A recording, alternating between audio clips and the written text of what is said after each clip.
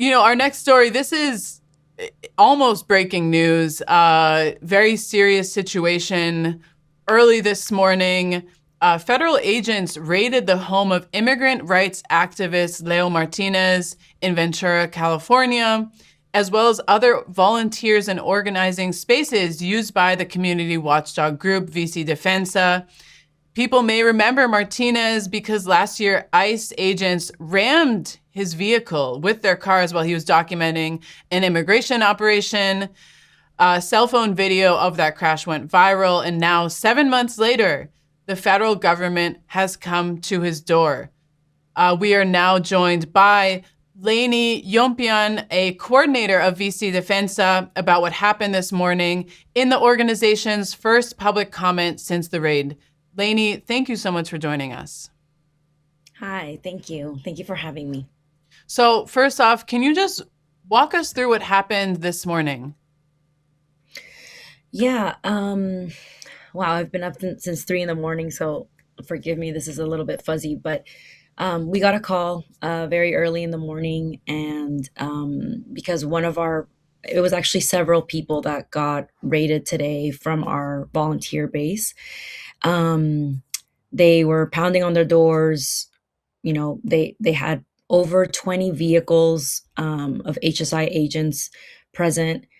Truly terrifying. A lot of our volunteers have families, live with their children. They eventually barged in to the homes of three volunteers, and also of the place where we usually organize, which is Leo's shop, which is called the Lab. And they basically broke through and just came in, ransacked everything, looking for devices. They had search warrants only for the electronic devices.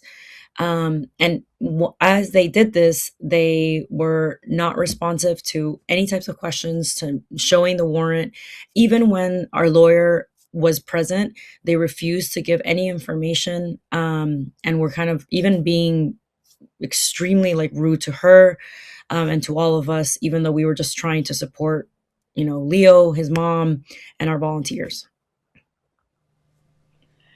Just absolutely unbelievable. And I wonder, Lainey, could you? I want to reference to you that horrific video of the cars ramming Martinez just a few months ago. Can you speak more about what your organization has been seeing on the ground?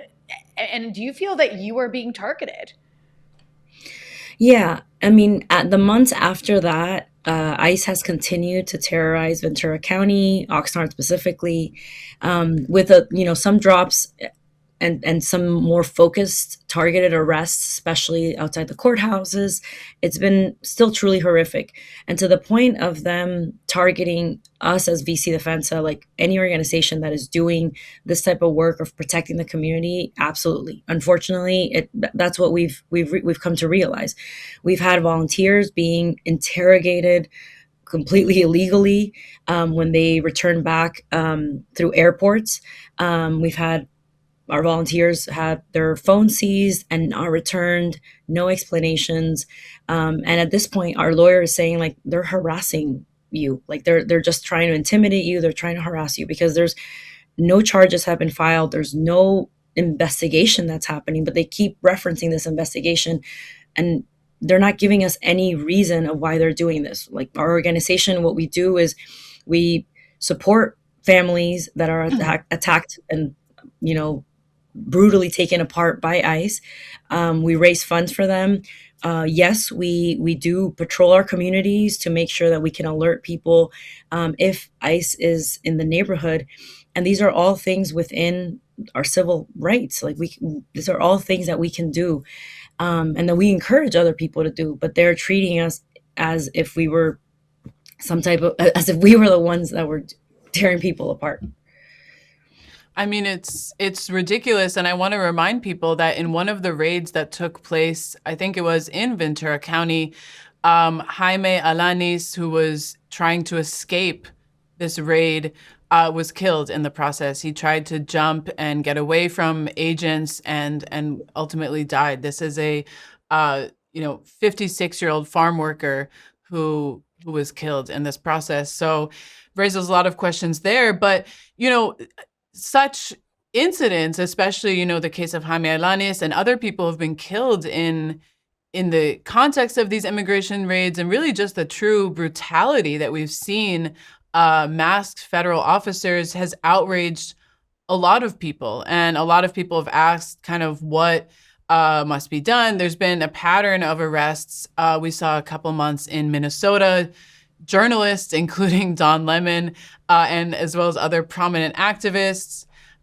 These armed men that are, you know, these federal agents just kind of fresh off training, who are targeting immigrants, have even turned on citizens who are trying to film them, who are trying to, you know, prevent illegal raids from taking place.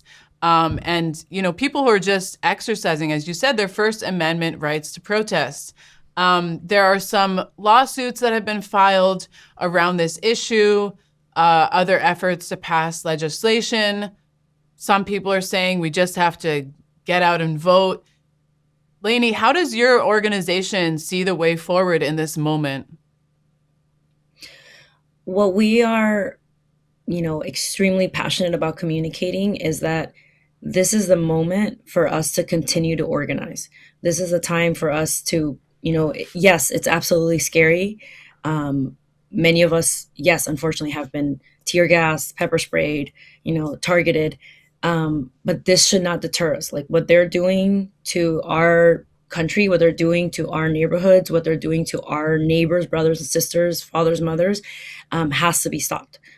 You know, that this administration is targeting all working class people, and we can't let it continue to happen. If we back down now, what else could they potentially do? And so what we continue to say is that, you know, like it's going to be the people that save the people. It's going to be us in the streets. It's going to be us organized. And so the call is take action by joining an organization where there is a clear strategy to move forward, because we can't do this alone. Like if we're isolated and, you know, angry, like that's not going to get us anywhere. Like posting online can take you so far. You know, commenting hateful comments is not going to get you anywhere. We need to actually be in the streets and be organized. And so, you know, if people are in Ventura County, of course, join VC Defensa. But if not, like find your local groups, find people that are organizing for a better future. Incredible. And of course, this is a developing story. You know, once again, thank you so much, Laney, for joining us. And this will be something that I'm sure we're going to hear more about in the coming days, and glad that everyone is currently safe. Thank you.